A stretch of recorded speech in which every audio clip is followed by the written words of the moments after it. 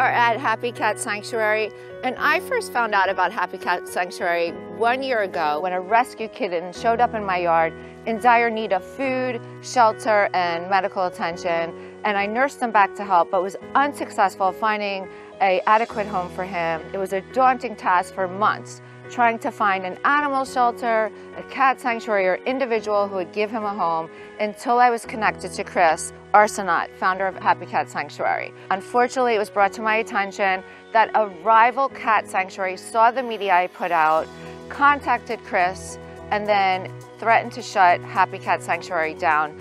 They have enlisted local government. It's shameful and appalling to me that a rival cat sanctuary would go in as far as to do this to someone who's devoted his life mission in providing the best care for these animals, medical attention for feral cats, abused cats, injured cats. So I'm going to do the follow-up at Happy Cat Sanctuary, so why don't you come on in and let's check it out.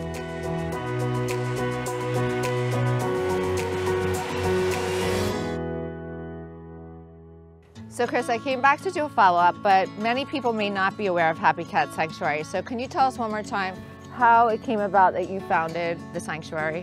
When my son passed away in 2006 while riding his motorcycle, I had worked for the Jersey Transit as a conductor, and I came across 30 sick kittens at the railroad station that were sick, and I took them out of the boxes and I nursed them back to health at the cottage that I was living in. And I had 30 cats. I decided to move out here. I quit my job. It was very difficult when I lost my son, and I decided to get into the cat rescue, which you can see why.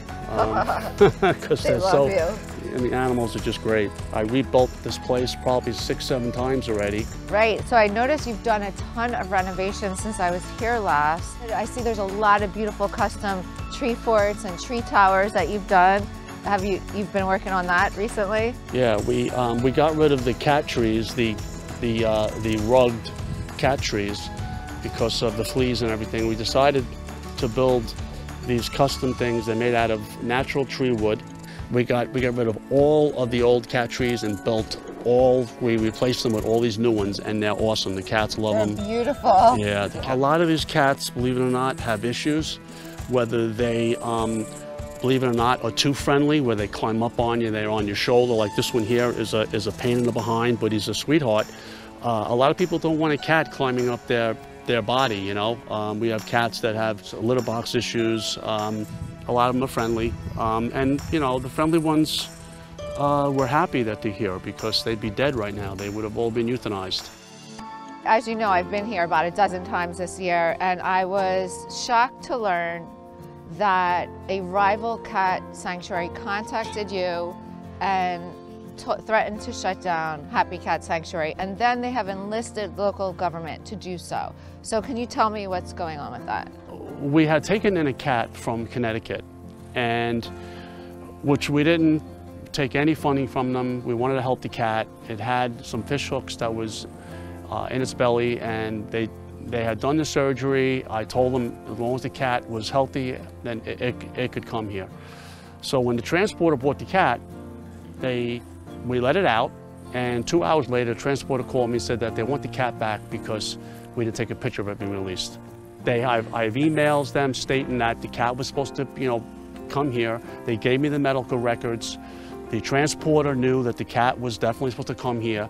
They wanted me to go and disrupt the entire sanctuary, and I said, I'm not doing it. When they said that they wanted the cat back, I stated to them it was going to be very difficult for me to find this cat. I mean, if I was able to see the cat and get the cat, I would have given it right back to them, because I didn't want the hassle.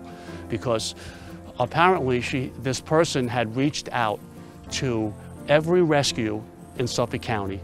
I had rescuers calling me saying, hey, what's up with this cat from Connecticut? This woman's calling, you know, wants this cat back. So I even got, you know, threatened with the mayor of Connecticut coming here with people to get the cat back. Why would 3 detectives, or I thought was 3 detectives, 2 of them were, one was the code enforcement, from the town. So what do you think it was? I think it was a setup, which there are some rescues that don't like what I'm doing. I don't understand why they don't like it. Do you think it's just pure jealousy? Jealousy, absolutely. And because you were getting media attention? Absolutely. And I know you've done a lot of renovations, so I really want to show all the things. I've spoken about, like, you have tunnels, you have tree houses and tree forts, but you also have gourmet food you feed the cats, custom crafted running water. Best medical care. Right, and I've watched you care for them with the medical attention. I know you have a team that adopts them out and that keeps the grounds. So why don't you show me all these amazing little tree forts that you've created. These are like all cat tunnels with turf that they all like to hide and go in there, which is so cool, and they're running around. And then there's the structures here, and we have all the structures in the back too that are So these look like new, these new tree houses? Yep, this is all, all a new setup here. Everything is natural wood. It's built out of natural wood. Yeah. And everything natural wood where they can't say that this is a structure because it's made out of natural wood and grass. Tell me about the running water. What's the benefit of that? Those are filters. They have the charcoal filters in there, and we change them twice a day. So they have fresh water that goes through a filter to keep everything moving. So there's nothing sitting in there, and in case. So they don't get sick, it's healthier? Right. Oh, okay. Yeah, absolutely. It's 100% healthier. Show us what happens at night when the cats come inside. Show us what it's like. So they're out all day, and then they can come in and out whenever they want. When it gets cold out, or it's snowing or raining, it's very crowded inside. Is this shut, this door, at night, and they come through the holes here? Yep. Yeah, they have the kitty doors are everywhere. So what it is the cats have the ability to go out and they can come in all the kitty doors. So street. So hey, this street. That was so cute. So there's plenty of hammocks up there for them to go up in. They have the whole upper area that they go up into here for the hammocks that we just put in. It's pretty busy here when it's cold. And they can eat whenever they want. They actually can go down into the basement. There's holes in the floor because, obviously the amount of cats, you got to have enough room for them. So it's not just this one area for all these cats. And they do utilize the hammocks up there, which is what we redid this whole thing this year. So I see those ones, they're sleeping up there. All this has been redone. And it's so warm. Oh, he wants the running water. You want the water? Okay, here you go. Here you go. All right, here. All right. Give me a second. There you go. Believe that he meows to me to turn the water on. How funny is that? So yeah, so this is where... So nice and warm. And this is where the cats, remember the holes up in the floor. Oh, right. That's where they come in. Look, is it going to go up? They come down and they can go out those kitty doors to go out to where we were before.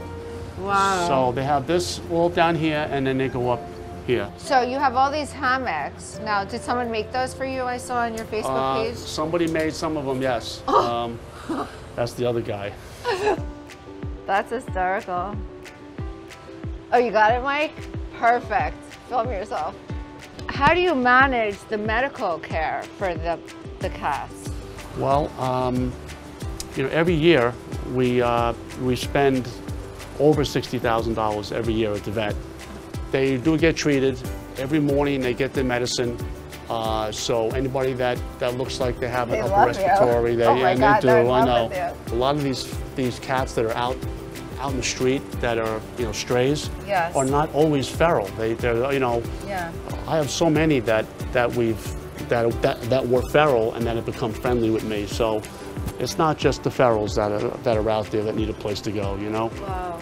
And so what's feeding time like? I see that there's... I feed them the wet food at night and in the morning because I feed certain cats at different times, Like the ferals, it's better to feed them at night, so I feed them at night, so this way through the night they'll get to eat it all, I feed the friendlies in the morning and I drop a tray at night just to make them happy, So yeah, so this is the garage. So these cats really don't even look feral. Look at them. They're like playing with each other. No, because you know why? Because they've been here so long, and they're used to being here. So they're They made friends with you. And they're used to people coming in and out. So come on, we'll come out. We'll show you what they have. Wow. So look at all these heated enclosures. So these enclosures, they do have heaters in there if it does get extremely cold. So this is the feral section, and there are all these catteries. And chickens. And chickens, because chickens, I rescued them from the Gordon Heights, and they're like my best friends. They follow me around. I can call them, but they're actually, I love them. And it's so funny because there's a cat right there, and the cat doesn't. The cats get along great. They get along great. That's so funny. They get along great. And actually, they eat the bugs. So they eat, if there's any fleas, they eat them. So, and we have a commercial wash machine too that we wash all this stuff with too. So we have a really good setup here for them. And these are all heated enclosures? Yeah, all these catteries have a nice little setup. They have crates all up inside them where they have the turf. There's no more straw. All the straw is gone. So each one has a heater. Each one has a heater, and they go on at night or when it's cold out? Yep, it comes on automatic. And this Can you show us what one looks in? Yeah, sure. Come on in here. Yeah, see, all the catteries have all the crates up here, and they have the turf on the inside of them. So even though it's open in the bottom area here, okay, the heat rises in there. So when the heater comes on, it will be warm up in there. And we also have the torpedo heaters, which we do have one in there, and they come on for like maybe 30 seconds and it heats it up really quick. That's only on certain ones that are big enough where we can put one of those in. But otherwise, it's the stand-up heaters, and they're fine. They do very, very well here in the winter. And I see some are sleeping on the roof up there. Yeah, they sleep wherever they can go. They'll sleep. I want to show you a really, really cool area. You're gonna love this area. Come on.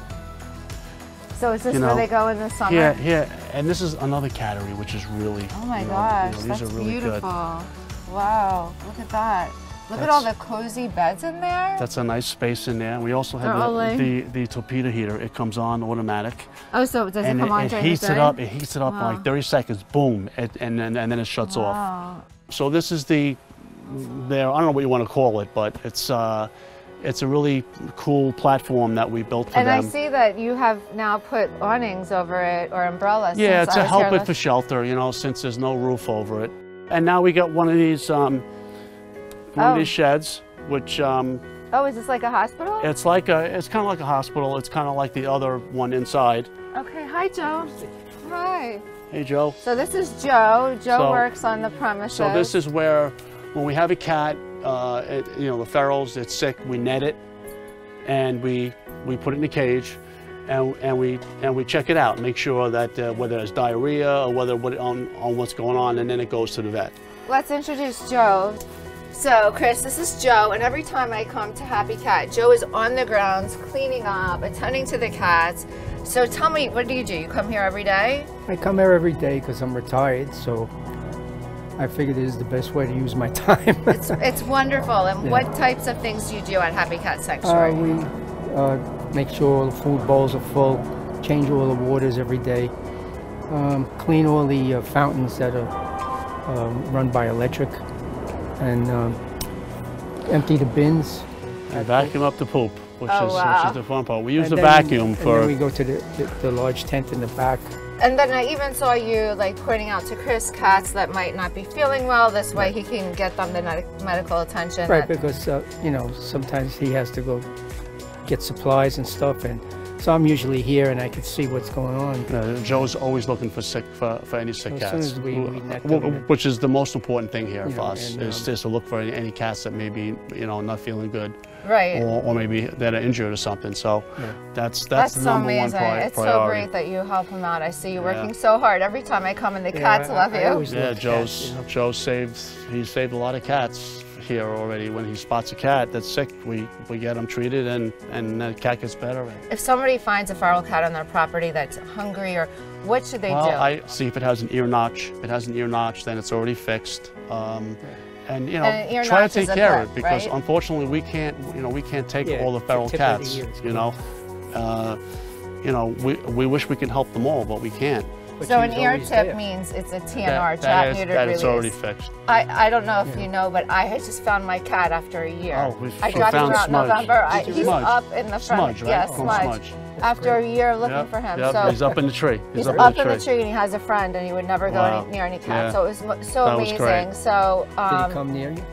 he No, was just he's looking up in at a me. He's tree. up really high, but he was engaging. So I couldn't find a home for my rescue feral, and to really? see how happy he is in that tree right now, and now he has a girlfriend. I know, everywhere you go, they tell you, oh no, we're full, we're full. Yeah, no, and some of them weren't very nice. No, and I was so blown away by Happy Cat Sanctuary that I was compelled to do a story, and I thought it was appalling when I was made aware that a rival cat sanctuary was shameful that they're trying to put him out of business. Happy Cat, you guys, Exactly. after all the stuff that you do, and seeing how happy they are, even Well, my... we don't even bother, there's nobody to bother here. Yeah, there's on one side there are and- no, Yeah. there's no An empty legitimate house on the other complaints. side. right, You know, right, and and they're so happy, they thrive here. you want to walk around and see the rest of it? Yeah, show me. Look at that. Oh my God, can you get that? Him climbing up the top tower? All right, so tell me about this, Chris. So this is it's like a carport. It's a double carport that we put together, and we built all these shelves, you know, and really kind of made it nice for them, you know. It's kind of warm in here. Yeah, and we got the heaters. These things come on automatic. They're in sequence, so there's usually only one on at a time. It shuts off when it heats up. So you imagine what I could do to a piece of property, a little bit bigger, and the stuff that I could, you know, make. And I would, if I got enough funding and I got the piece of land, I would build something even more amazing than this, if that's possible. My goal right now is, hopefully, we can raise enough money to just get property eventually within 5 years. Maybe we can build something nicer somewhere else in a better area, so all the cat haters won't bother us. And look, this is a feral cat, and now look how this friendly. one was feral. This one, Cantor's one was, I'm telling you, this cat, it's been a couple of years that it's been here. Even if they're feral, doesn't mean that they'll always be feral. Because they can come around, right? Yeah, and I've had so many that have come around that have been great cats. Look how happy she's eating now. I have 3 in my room that sleep with me that were feral. We have a lot that my foster Donna she's amazing. She's gotten so many kittens in cats' homes already. But there's only so many homes, and there's so many cats that are just not going to get home. So at least they have a good life here. Well, take me through this amazing enclosure. You know, really, the majority of them come in here at night. I have actually a camera in here, so I can see what goes on. Oh wow! These are all little houses that have little tiny pillows in there. I mean, I can't tell you how much I love these. The fact that it's all natural wood. We used to have straw in these boxes, but the problem with the straw is that there were a lot of bugs where there were spiders that were actually breeding in there, big black spiders. Oh my gosh. So we were a little bit afraid of that. We were afraid that it might hurt the cats.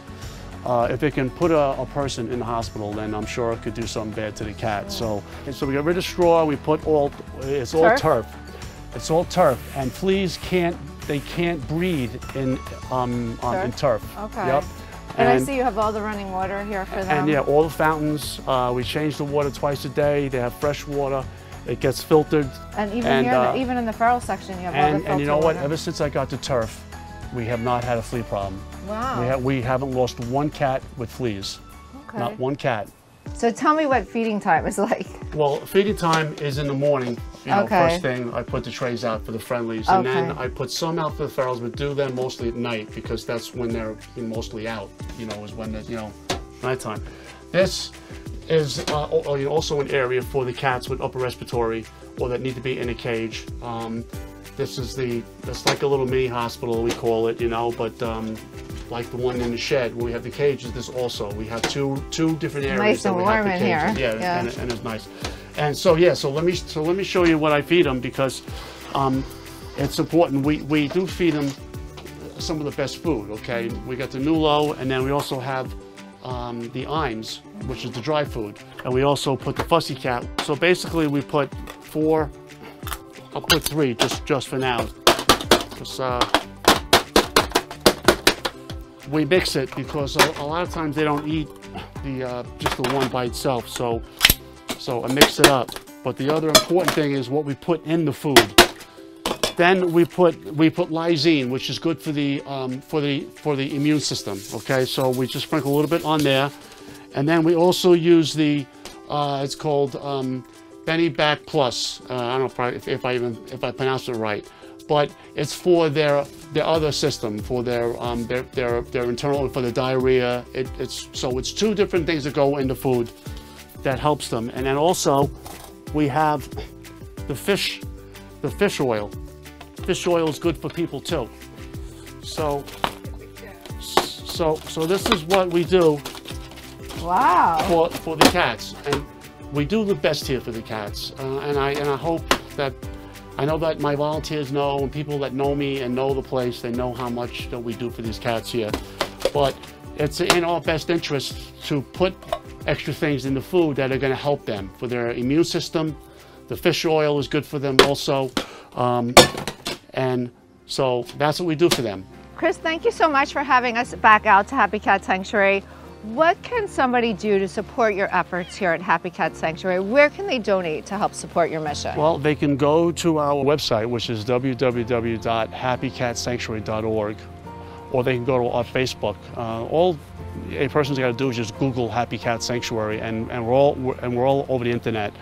The important thing right now, for us is to get enough funding so we can purchase a bigger piece of property in a better location, so that we can get away from all the cat haters. And funding right now is the most important thing. That sounds great, and everyone is behind you, supporting you. And what can someone do to raise awareness to the type of shameless behavior that's occurring with other cat sanctuaries against yours? How can you get assistance in trying to help? I don't know, because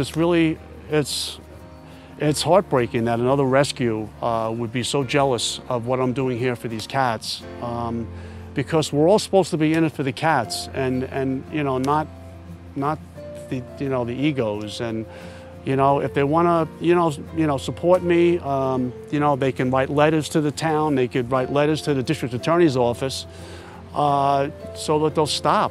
I mean, unfortunately, anybody can complain about anybody, whether it's legitimate or not, and that's just the world we're in right now. So, well, thank you again. We're all rooting for you. We can't wait to come back, and you are doing an amazing job. Thank you so much, Christine. Look at this guy. Look how happy they are. I mean, what a sweetie.